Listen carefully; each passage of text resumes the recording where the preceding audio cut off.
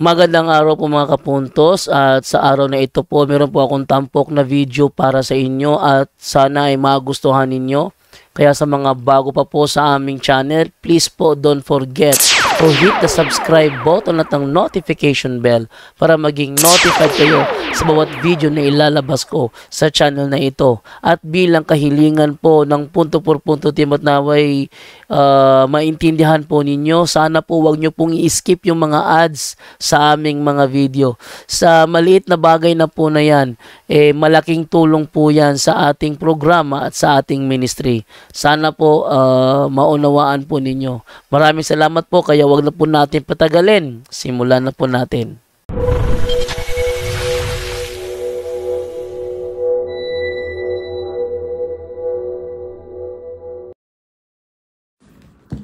Hello mga kapatid, pasensya na kayo, naputol tayo dahil nawala yung signal natin. At kumusta po? So ito po, Angelology po ang ating isi-share sa inyo, no? Ang ganda ng librong ito kay Father Chad Refriger. So ngayon, greetings muna tayo. Nanood sa atin si Orman Mercadal is weaving, and then salamat po sa panonood at kapayapaan, pag-ibig ni Kristo and laging maghari sa puso at isipan natin. Mary Grace Bunayog na si Rolita Avelia Solania nagtanaw sa atin.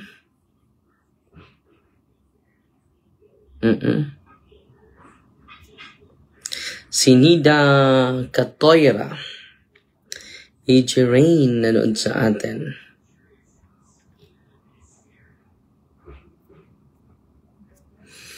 Mayong hapon, Father, si Pili Opsimar, no? Hungoy, si Jima Juliet, good afternoon, Father Darwin, si Michael Tabigi Gunday, si Nanette Cuenca, si Verina Lapis, ayong hapon, Father, watching. Si Adil Bastistel Espanyola. Abner Lu, mayong udto na empower jud ko nimo, Father. Salamat kayo. Salamat sa Ginoo, isong Abner. Si Richard Lumungo, nagtanaw na to. Si AJ Zapanta Amagon. Si DC Claudio Babaran. Lorena Gildo Texon, Lilith Marba, Imam, no, hi Father from Saudi, si Diana Chong Marines. So salamat sa pagtanaw kanunay. Juvitor yon nagtanaw sa to karon. Kumusta Juvi? Si Alma Miheyas, maayong hapon, Father, may hapon po. Si Rambo Maldito, Lucy Armildes, Nanit Cuenca, sa Reno, Nevada, si Celine Calderon, maayong hapon, Father D, si Lydia Quezon, si Diane Chomaris, keep safe always, Father. Arlene N. Razy, hello po, Father, from Dubai po. Wow. So ngayon mga kapatid, isi-share ko po sa inyo itong magandang reflection. Ang mga anghel ba makagawa ng milagro? Does angel can perform miracle? Does angel can perform miracles? Okay. Ito yung pag-usapan natin. Okay, watching from Kagining. Agining, no? Ay, kumusta? Salamat kayo. Sister Trebla Narud Natalab. No? Nagaging tao doon sa Agining Maison. Puno kayo. Lipay kita. Ubay-ubay ang atong na-educate. Maraming na-educate natin.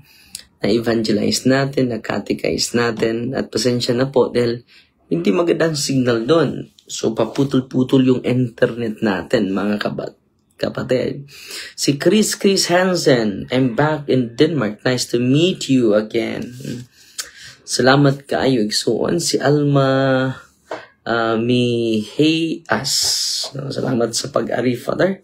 Salamat po sa init ninyong pag-welcome. So ito po, mga kapatid, yung tanungan portion natin ng mo kay Father Darwin. And then, ito din ay gagawin natin ng aklat, mga kapatid. Okay? So, itanong mo kay Father D na libro. It's about angels, about the teachings of the church, gano'n.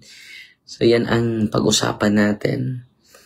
Since a miracle is something exceeding and obviating from nature, or something aside from the natural order, miracle pertains only to God. To actually perform a miracle, in this sense, angels cannot perform miracles. They can do things that appear to be miraculous, but are in fact not miraculous. Angels can move things from one location to another merely by their wills. They can cause physiological changes in things.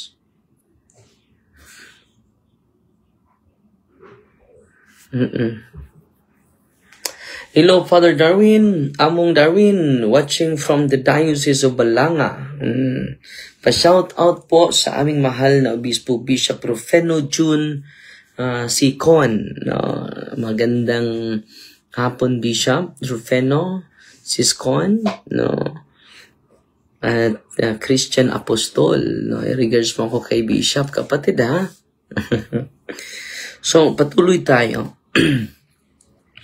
They can cause physiological changes in things and in human beings. All of this can actually appear beyond those things which are natural. Theologians, philosophers, and the church herself have always made a distinction between what is miraculous, any kind of created substance, that is supernatural.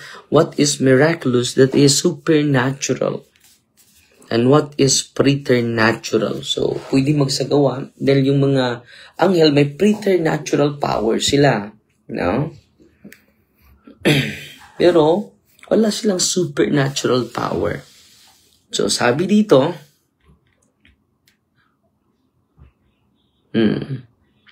it pertains only to God to actually perform miracle. So, ang Panginoon lang makasagawa ng miracle. The supernatural is above and beyond any kind of created substance. Whereas the preternatural is something that is above human nature, but is not above angelic nature. So, kita ninyo mga kapatid, yung mga anghel ay hindi makagawa ng milagro. Only God can do miracle, mga kapatid. Malinaw na malinaw. Yan ha. Dito tayo sa Thomistic thoughts ni St. Thomas, mga kapatid. Does angel can perform miracle? The answer is no. Angels do not create miracles. Only God can cause miracles. Malinaw na malinaw ha. Only God can cause miracles. Angels may be instruments or secondary causes. So, pwede siya maging instrument of miracles. Pwede siya maging secondary causes of miracles. But they do not have the power to perform miracles on their own. By the way, what is miracle? St. Aquinas defines miracles as those things which God does outside the order of created nature.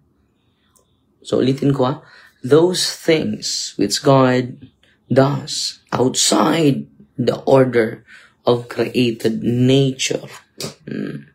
Miracle is above and beyond natural causality.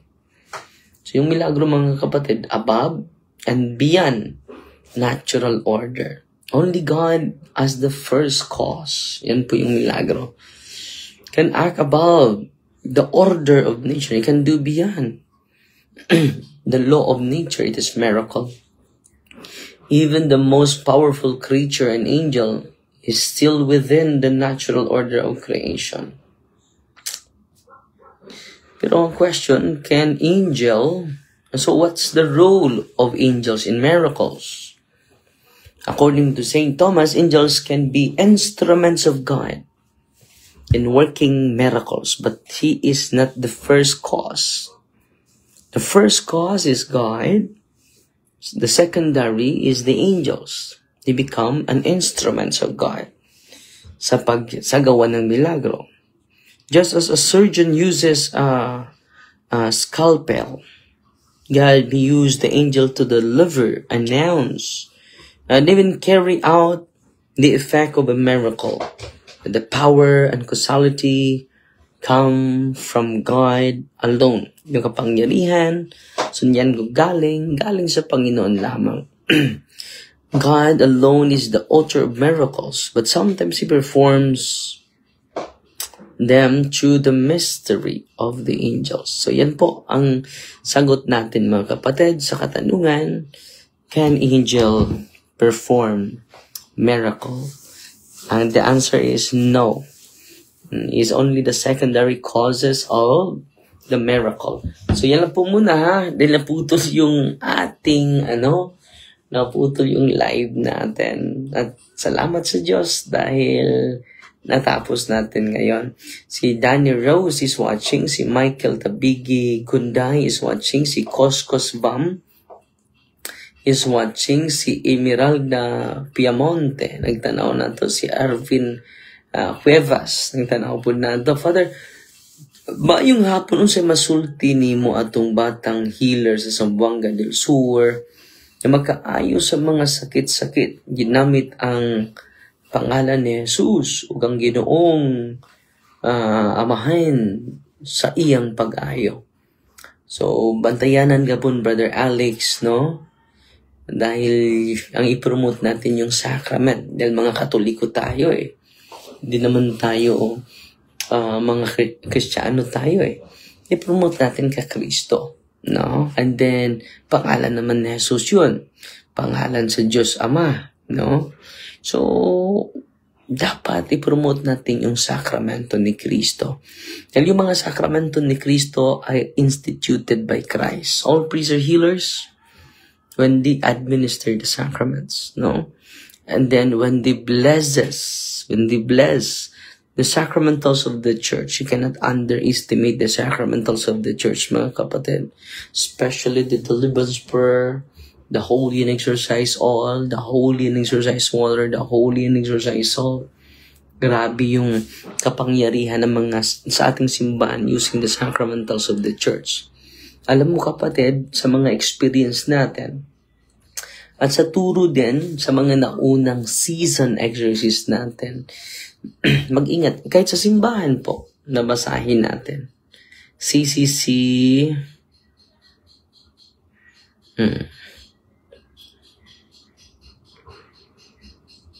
21:16. No. All forms of divination are to be rejected. Recourse to Satan or demons conjuring up the dead or other practices falsely and to unveil the future. Consulting horoscopes, astrology, palm reading, interpretation of omens and lots, the phenomena of clairvoyance and recourse to mediums, all conceal a desire for power over time, history, and in the last analysis, other human beings, as well as a wish to conciliate hidden powers. They contradict the honor, respect, and loving fear that we owe to God alone. So, malinaw, all forms of divination are to be rejected. Isunod natin sa CCC 21:17. Ito na po, kapatid, ang punto natin. All practices of magic, sorcery, by which one attempts to tame occult powers so as to place. Ibabasahin ko lang ha, and then i-elaborate natin. So as to place them as one service and have supernatural power over others, even if this were for the sake of restoring their health. tingnan na, even if this were for the sake of restoring their health, are gravely contrary to the virtue of religion.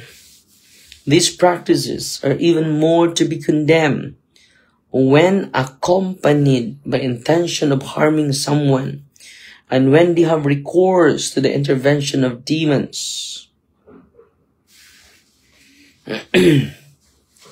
So, malinaw na malinaw mga kapatid it is gravely contrary to the religion. Wearing charms is also reprehensible. Spiritism often implies divination or magical practices.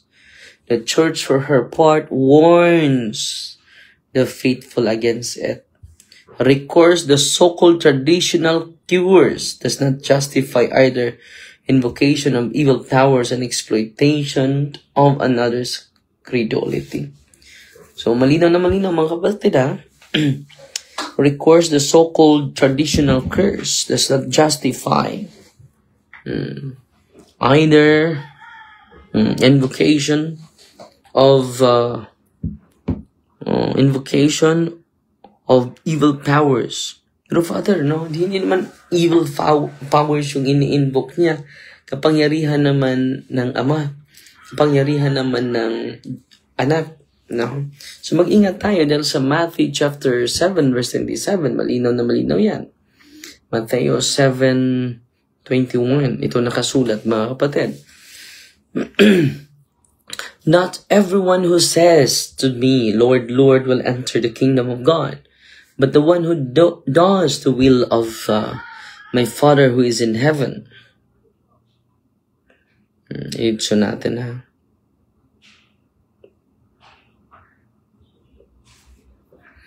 Yung mga healer, sabi nila, on that day many will say to me, Lord, Lord, did you not prophesy in your name and cast out demons in your name? Do we not prophesy? Sa pangalan mo, nagsagawa kami ng cast out in demons in your name and many mighty works in your name. And then I declare to them, I never knew you. Hindi ko kayo kilala. Depart from me, you workers of lawlessness. So makita natin mga kapatid, hindi asa inyong center sa Bohol, Father, para makavisit sila ko na dos. Nandito po sa Lila, Bohol, Thursday, Friday, Saturday, Sunday, open yung office natin at nandun na kayo before 8 po. Yan po. And then, so malinaw na malinaw hindi garantiyan na ginamit ang pangalan ni Kristo, aprobado kay Kristo. Matthew chapter 7 verses 21 to 24. And then, anong i-promote natin? Yung mga sakramento. I-promote natin yung pagkapare ni Kristo sa persona ng mga kaparian ngayon. All priests are healers when they administer the sacraments, mga kapatid. So, yun lang sa muna mga kapatid in the name of the Father, and of the Son, and of the Holy Spirit, Amen. Our Father, who art in heaven, hallowed be the name, the kingdom come, the will be done on earth, as it is in heaven. Give us this day daily bread, and forgive us our trespasses, as we forgive those who trespass against us, and lead us not into temptation, but deliver us from evil, Amen. Hail Mary, full of grace, the Lord is with you. Blessed are you among women, and blessed is the fruit of the womb, Jesus. Holy Mary, Mother of God, pray for us sinners, now at the hour for death, Amen. Father, the Son, and the Holy Spirit, Amen. Abangan nyo mamaya yung buhay ng santo na i-share natin. Fighty Maria, tatak sa day with a humble heart. God bless.